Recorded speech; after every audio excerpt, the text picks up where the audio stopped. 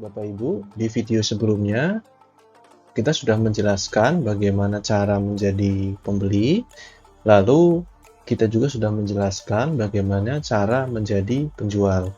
Jadi pada video kali ini akan mencangkup pembeli dan juga penjual, yang dimana nantinya akan ada proses dari sisi pembeli bagaimana cara melakukan pembeliannya, lalu dari sisi penjual bagaimana memproses transaksinya.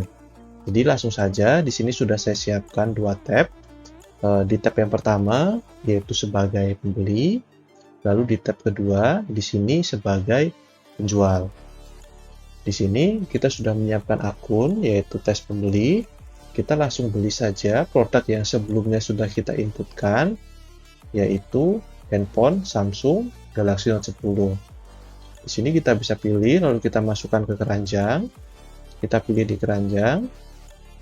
Nah, setelah itu, ini saya izin hapus terlebih dahulu. Nah, di sini ada dua opsi untuk melakukan pembelian. Di mana yang pertama, kita bisa melakukan negosiasi harga.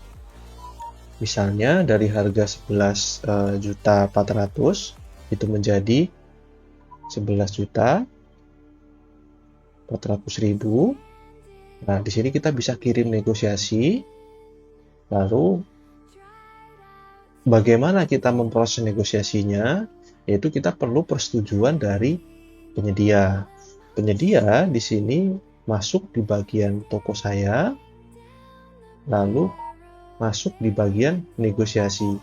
Di sini akan terlihat bahwasanya ada negosiasi masuk yang tadinya dari harga produk 11.418.750 menjadi 11.400.000. Di sini dari sisi penyedia atau penjual punya dua opsi. Kalau memang harga yang dinego ini terlalu murah, itu bisa ditolak dan diberikan alasan penolakannya.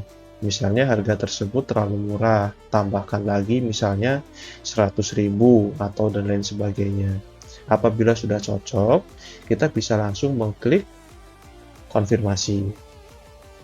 Setelah dikonfirmasi oleh penyedia, selanjutnya pembeli akan mengecek harga yang terupdate, yang tadinya dari harga 11.418.000 menjadi 11.400.000. Apabila sudah selesai di bagian nego, dari sisi pembeli melakukan pembuat surat pesanan. Bila sudah, alamat sudah kita tambahkan, semuanya sudah, kita klik beli. Selanjutnya, surat pesanan sudah dibuat. Lalu bagaimana dari sisi penjual memprosesnya? Jadi, di bagian invoice nanti dari sesi penjual, itu akan ada transaksi masuk yang belum terkonfirmasi sesuai dengan hasil negosiasi tadi. Nah, di sini kita juga bisa mengecek melalui surat pesanan, apakah sesuai atau tidak, barang yang diminta apa, dan harga dealnya berapa. Di sini semuanya sudah tertera. Nah, di tahap ini, selanjutnya kita perlu menyetujui surat pesanan tersebut dengan cara kita masuk di bagian penjualan, lalu kita pilih surat pesanan. Nah, di sini akan muncul surat pesanan yang masuk dari pembeli. Kita bisa konfirmasi terlebih dahulu. Apabila sudah dikonfirmasi, kita bisa melakukan pemrosesan pesanan. Kita masuk di bagian invoice. Nah, keterangannya di sini sedang diproses, jadi kita perlu menunggu. Kenapa kita perlu menunggu? Karena di surat pesanan ini akan ada 3 validasi. Yang pertama, dari pihak pembelinya atau dari pejabat pengadaan. Lalu yang kedua, dari pihak si toko. Lalu yang ketiga, dari pihak PPK-nya. Jadi di sini kita harus menunggu terlebih dahulu divalidasi oleh pihak PPK. Di sini sebagai contoh, kita langsung validasi saja dari segi PPK.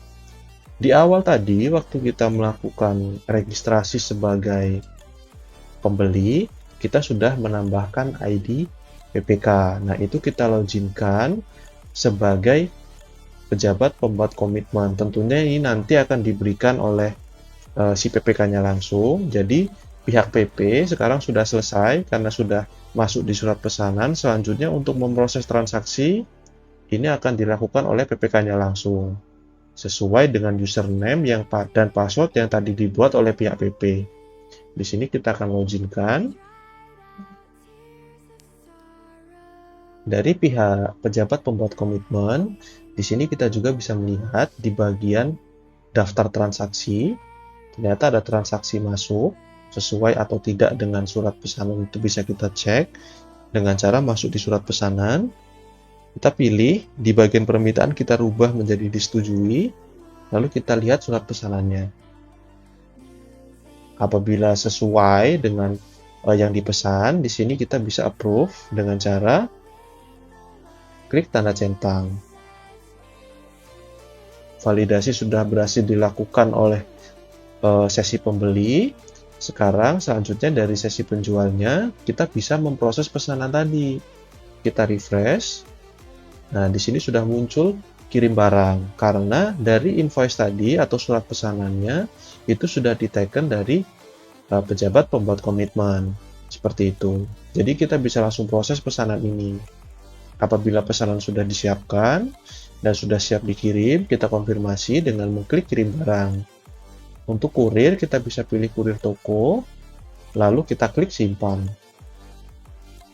Setelah kita sudah konfirmasi pengiriman barang, kita jangan lupa untuk membuat BAP dari sesi penjual dengan cara kita masuk di bagian penjual. Kita masuk di berita acara pemeriksaan, kita buat BAP-nya. Jadi fungsi BAP ini nanti waktu barang dikirimkan kepada pembeli, sekaligus BAP ini nanti bisa dicek langsung oleh pihak pembelinya. Apakah sesuai pesanannya atau ada yang kurang atau maafnya ngomong kondisinya rusak. Jadi di sini kita perlu menunggu barang tersebut sampai di pembeli dan juga menunggu si pembeli ini memverifikasi BAP-nya. Di sini kita akan langsung masuk dari sesi pembeli. Di sini bisa kita cek bahwasannya pesanan sudah dikirim. Sebagai contoh, pesanan sudah sampai. Di sini dari sesi PPK atau pembeli akan melakukan konfirmasi. Barangnya ini ternyata sesuai. Kondisi baik atau tidaknya tergantung yang dikirimkan. Apabila sudah oke, kita simpan dan setujui. Oke, apabila sudah disetujui dan sesuai dengan pesanan tadi, selanjutnya dari pihak penjual, ini step terakhir, yaitu membuat proforma invoice untuk pembayaran. Bagaimana kita tahu sudah diverifikasi atau belum? Kita masuk di bagian BAP tadi, kita refresh, yang dikirim sudah menghilang. Jadi di sini kita pindah yang diterima, di sini kita bisa cek. Nah, dari BAP tadi sudah divalidasi oleh PPK bahwasanya barang yang dikirim itu sesuai. Kalau misalnya sudah, di sini langsung di tahap terakhir kita masuk di proforma invoice. Nah, kita buat proformanya untuk proses pembayaran oleh PPK. Jadi kita klik ya di sini. Nah, tahap ini sudah selesai. Jadi dari sisi penyedia, kita bisa masuk ke toko, ke bagian invoice. Di sini keterangannya sedang menunggu pembayaran. Jadi pembayaran ini nanti akan dilakukan setelah dari pihak PPK melakukan transfer ke Tapis Mall. Baru nanti dari admin Tapis Mall akan mengirimkan dana sesuai dari surat pesanan tadi. Di sini sebagai contoh kita akan proses pesanannya. Karena proforma sudah dibuat dari pihak PPK itu sudah bisa melakukan pembayaran. Jadi bisa kita refresh. Nah, muncul button pembayaran. Jadi di sini kita dari segi PPK apabila dananya sudah ada, kita bisa langsung klik bayar. Lalu di sini kita bisa upload bukti produk tadi. Kalau pesanannya ada 10, ya upload 1 aja perwakilan.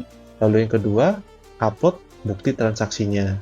Jadi ini bukti transaksi adalah bukti kalau memang sudah transfer ke rekening atas nama PT Wahana Raharja atau perusahaan dari Tapis Mall.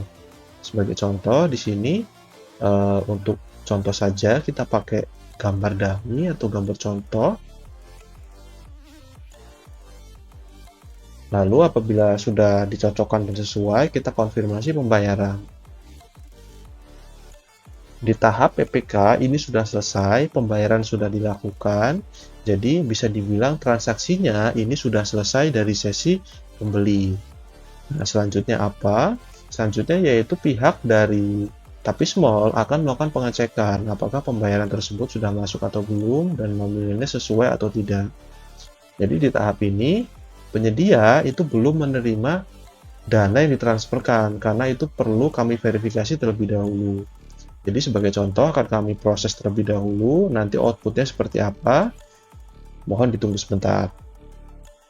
Baik, di sini dari pihak admin Tapis Mall sudah selesai melakukan pembayaran. Jadi kami sudah selesai melakukan pengecekan, dari pembeli sudah transfer ke kami, lalu kami sudah cocokkan ternyata sudah benar, baru akan kami teruskan ke penyedia. Dan di penyedia di sini sudah bisa melakukan pengecekan.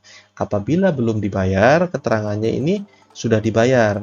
Tapi kalau memang nanti sudah dikirimkan ke rekening masing-masing yang diinputkan, maka akan berubah tampilannya seperti ini. Kita bisa refresh. Nah, pembayaran diterima. Kalau pembayaran sudah diterima, artinya kami sudah berhasil mentransfer dana ke rekening yang dicantumkan. Nah, mungkin itu saja alur dari proses pembelian maupun penjualan di Tapis Mall.